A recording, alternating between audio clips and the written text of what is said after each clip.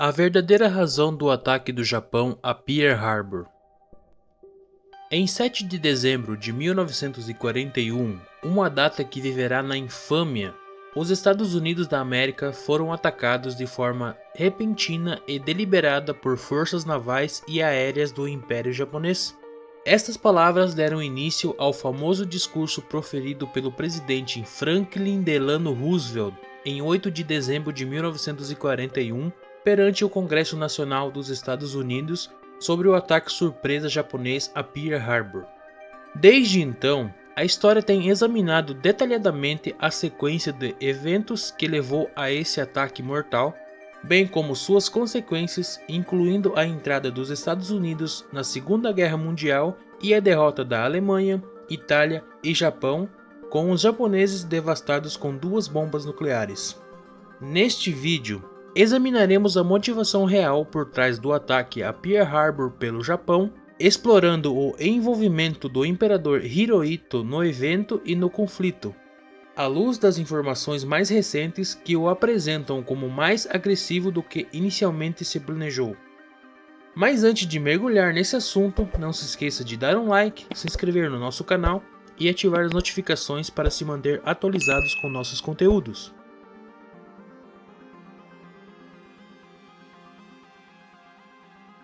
A sanção comercial, um sucesso econômico e um fracasso estratégico. Após impor um embargo econômico ao Japão na tentativa de conter suas ações expansionistas, o presidente dos Estados Unidos, Franklin Delano Roosevelt, esperava resolver o impasse diplomaticamente. No entanto, o Japão surpreendentemente optou pelo caminho da guerra e atacou Pearl Harbor em 7 de dezembro de 1941. Uma data que Roosevelt chamaria de o Dia da Infâmia. A maioria dos americanos não se lembra desse dia, e aqueles que nasceram em 1941 e ainda estão vivos já são octogenários. Muitos lembrarão das explicações recebidas na escola secundária. Os japoneses queriam dominar o Pacífico, e a frota americana no Havaí representava um obstáculo. Por isso, eles realizaram um ataque a Pearl Harbor, erroneamente acreditando que os Estados Unidos não responderiam à agressão para evitar se envolver em um conflito prolongado. Essa suposição trágica resultou em uma guerra de 4 anos, no qual grande parte do Japão foi reduzida a escombros, com 2 milhões de mortos, incluindo os causados pelos únicos ataques nucleares da história, e a moral nacional devastada. Este resumo é basicamente correto. Embora seja menos conhecido o papel desempenhado pelas decisões políticas e econômicas dos Estados Unidos nas considerações do Japão que levaram ao ataque, bem como o próprio papel dos líderes japoneses nos eventos que acabaram se tornando um harakiri nacional. Nos anos que antecederam a Pearl Harbor, o presidente Roosevelt, o secretário de Estado Cordell Hull e o alto comando militar dos Estados Unidos estavam cada vez mais preocupados com o expansionismo do Império Japonês na Ásia e no Pacífico. Para conter a agressividade japonesa, o governo dos Estados Unidos adotou uma política de restrições comerciais e sanções na esperança de que as dificuldades econômicas forçassem o Japão a moderar suas ações e evitar uma guerra entre as duas nações. As medidas de Roosevelt alcançaram seu objetivo econômico ao colocar o Japão em uma situação de escassez de recursos vitais. No entanto, o sucesso econômico inicial das decisões dos Estados Unidos levou a um fracasso estratégico, pois o Japão, em vez de buscar uma solução diplomática, optou pelo caminho militar. O Império Japonês virou o jogo e deixou os Estados Unidos à beira de um nocaute em Pearl Harbor, iniciando uma corrida louca pelo Pacífico, conquistando o território que esteve sob controle da Grã-Bretanha e dos Países Baixos. 80 anos depois de Pearl Harbor, enquanto os governos sucessivos dos Estados Unidos continuam impondo sanções econômicas contra seus adversários políticos na esperança de fazê-los desistir de seu comportamento maligno, vale a pena lembrar as lições do período que antecedeu o ataque. Um gigante adormecido desperta. O Estado moderno japonês teve início em 1868, com a restauração Meiji e a devolução de seus poderes ao imperador. Durante o longo reinado de 45 anos do imperador Mitsuhito, entre 1867 e 1912, uma nação que até então vivia de costas para o mundo passou por um intenso processo de modernização e industrialização em todos os aspectos, tornando-se uma potência militar de primeira linha. Entre os reinados de Mitsuhito e seu sucessor Yoshihito, o Japão derrotou a Rússia e a China em guerras separadas. Esteve do lado vitorioso na Primeira Guerra Mundial e conquistou Taiwan, a península de Shandong na China e centenas de ilhas no Pacífico. A industrialização japonesa foi notavelmente diferente de outras nações ocidentais, como Grã-Bretanha, França, Alemanha e Estados Unidos, que tinham recursos naturais em seus territórios para impulsionar seu crescimento industrial, incluindo fontes de energias, minerais e terras férteis. O Japão, por outro lado, tinha escassos recursos naturais, como carvão, petróleo e minério de ferro para a produção de aço. Portanto, baseou seu programa industrial em importações, especialmente dos Estados Unidos, o que gerou uma forte dependência econômica. Enquanto as duas nações estavam em bons termos e eram aliadas, essa dependência não afetou a expansão japonesa. No entanto, após a Guerra Russo-Japonesa de 1904 e 1905, na qual o Japão derrotou a Rússia, o presidente dos Estados Unidos, Theodore Roosevelt, mediou a paz entre os dois beligerantes, e ambos estavam do mesmo lado na vitória aliada da Primeira Guerra Mundial. O Japão também esteve presente na Conferência Naval de Washington em 1921 e, em 1928, com o imperador Hirohito no trono, foi um dos 15 estados signatários do Pacto Bryan-Kellogg, no qual se comprometeu a não usar a guerra para resolver controvérsias internacionais, assinado também pelos Estados Unidos, Reino Unido, França, Alemanha e Itália. No entanto, o crescente e frutífero relacionamento econômico do Japão com os Estados Unidos começou a se deteriorar nos anos 1930, quando os japoneses adotaram um curso cada vez mais militarista e autoritário.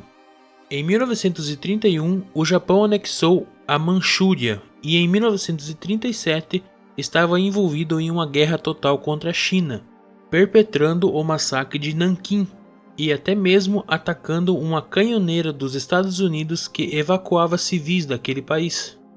As alianças do Japão após a sanção comercial. Nesse ponto, a opinião pública americana ainda era contra uma guerra com o Japão, mas o sentimento anti-japonês estava crescendo, e Franklin Delano Roosevelt tentou conter a expansão japonesa com medidas não militares. A primeira ação americana foi mais retórica do que eficaz. Em 1938, o Departamento de Estado expressou oposição ao comportamento japonês e instou as empresas americanas a restringir suas exportações militares para o Japão. Foi uma espécie de embargo moral que teria parecido uma piada, se não fosse seguido por ações mais concretas.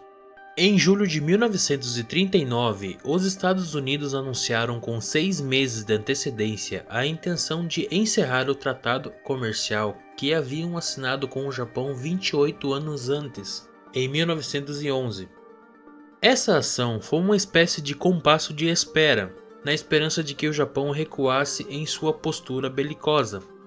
Passados os 6 meses e sem nenhuma mudança de atitude japonesa à vista, Roosevelt aplicou a Lei de Controle de Exportações, que lhe permitia bloquear a venda de materiais de guerra no exterior. O Japão foi privado de combustível de aviação e de sucata necessária para produzir o aço, um componente vital na fabricação de armas e navios de guerra. Posteriormente, o veto foi estendido a todos os metais. Em julho de 1941, quando o Japão ocupou a Indochina francesa com a aceitação do governo Vichy, os Estados Unidos responderam congelando os ativos japoneses nos Estados Unidos e instituindo um embargo total. As medidas americanas foram devastadoras para o Japão e foram reforçadas por embargos subsequentes de Grã-Bretanha e dos Países Baixos. Em pouco tempo, o Japão perdeu 75% de seu comércio exterior e quase 90% de seu suprimento de petróleo, sem fontes alternativas imediatas para cobrir seu enorme déficit. As reservas de petróleo e combustíveis seriam suficientes para as necessidades nacionais e de guerra na China por 18 meses. Depois desse período, os navios, aviões, tanques e tudo mais ficariam paralisados.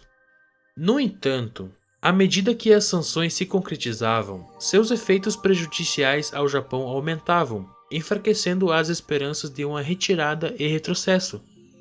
Em agosto de 1940, o Império Asiático proclamou a Esfera de Coprosperidade da Grande Ásia Oriental, que visava criar um bloco de nações asiáticas lideradas pelo Japão e livres da influência europeia. Este anúncio tinha principalmente 4 destinatários: Grã-Bretanha, França e os Países Baixos, historicamente colonizadores da Ásia, e os Estados Unidos, que controlavam as Filipinas após tomá-las da Espanha em 1898, durante a Guerra Hispano-Americana. Em 27 de setembro de 1940, o Japão assinou o Pacto Tripartite com a Alemanha nazista e a Itália fascista, que formou o eixo Berlim-Roma-Tóquio e permitiu a Hitler parabenizar a si mesmo por conseguir um aliado que não havia sido derrotado em milênios. Para amarrar todas as pontas soltas, em 13 de abril de 1941 foi assinado o Pacto de Neutralidade Soviético-Japonês, que encerrou o estado de guerra entre os dois signatários. Este tratado permitiu que o Japão liberasse recursos militares para serem usados em outros lugares. A encruzilhada do Japão: ceder ou guerra. Em 1941, o Japão tentou negociar um futuro estatuto para a China, mas os Estados Unidos permaneceram inflexíveis em sua posição de não rever o embargo econômico até a completa retirada do Japão. Os japoneses se recusaram e a negociação fracassou. Nesse ponto, o Japão estava encurralado pelos americanos, pois eles tinham a única chave para abrir a torneira do petróleo. O estoque japonês de recursos energéticos continuava em declínio, e o arquipélago asiático não podia mais adiar uma decisão crucial: ceder aos Estados Unidos, abandonando a China, ou optar por dominar o Pacífico e seus recursos naturais. Já sabemos pelo que eles optaram e quais foram as consequências. O raciocínio de Roosevelt e seus colaboradores estava correto. Eles sabiam que controlavam o acesso japonês a recursos vitais e que, ao aplicar o embargo, incapacitaria o Japão de continuar sua guerra na China e sua expansão regional. No entanto, o que falhou foi a suposição de que o embargo forçaria o Império Japonês a negociar, em vez de reagir como uma fera ferida, transformando Pearl Harbor no começo de seu fim. Alguns historiadores e cientistas políticos, tanto americanos quanto japoneses, argumentam que os Estados Unidos deixaram o Japão sem escolha. O Império não teve outra opção senão agir. Essa avaliação pode não ser precisa, mas é verdade que Roosevelt colocou o Japão em uma situação binária. Ou ele aceitava as demandas dos Estados Unidos, ou optava pela guerra em grande escala. Os estrategistas militares americanos já haviam alertado que um ataque japonês era possível. No entanto, as enormes vantagens dos Estados Unidos em termos de capacidade econômica e militar os levaram a considerar um ataque em grande escala como suicida. Quando o Japão escolheu esse caminho, os Estados Unidos estavam despreparados. O papel de Hirohito no ataque a Pearl Harbor. O Japão atacou Pearl Harbor com 353 aviões em 7 de dezembro de 1941 às 7h48 da manhã, afundando ou danificando 16 navios de guerra, incluindo 8 couraçados, destruindo 188 aeronaves e matando 2.403 pessoas. Os japoneses perderam 29 aviões e 5 submarinos, com um total de 64 mortos. Devido à natureza surpresa do ataque, sem uma declaração de guerra prévia, O presidente Roosevelt declarou o ataque como uma ação infame em seu discurso ao Congresso. O Tribunal Penal Militar Internacional, que conduziu os julgamentos de Tóquio, considerou o ataque a Pearl Harbor um crime de guerra. Após ser planejada pelo almirante Isoroku Yamamoto e aprovada pelo primeiro-ministro Hideki Tojo, a operação foi submetida à consideração do imperador Hirohito. Alguns documentos sugerem que o papel de Hirohito pode não ter sido tão passivo como muitas vezes foi retratado. Embora o envolvimento do imperador tenha sido detalhadamente examinado e tenha surgido várias hipóteses, prevaleceu a versão que ele foi mais uma vítima do que um incentivador da deriva militarista que levou a Pearl Harbor. Os Estados Unidos também adotaram essa interpretação benevolente de Hirohito, tentando preservá-lo como a única figura capaz de salvar o Japão do possível caos e depressão após a derrota. Porém, versões mais recentes sugerem que a responsabilidade do imperador, que faleceu em 1989, pode ter sido maior do que inicialmente se pensava, como apontou uma reportagem publicada em 2018 no jornal japonês Yomiuri Shimbun.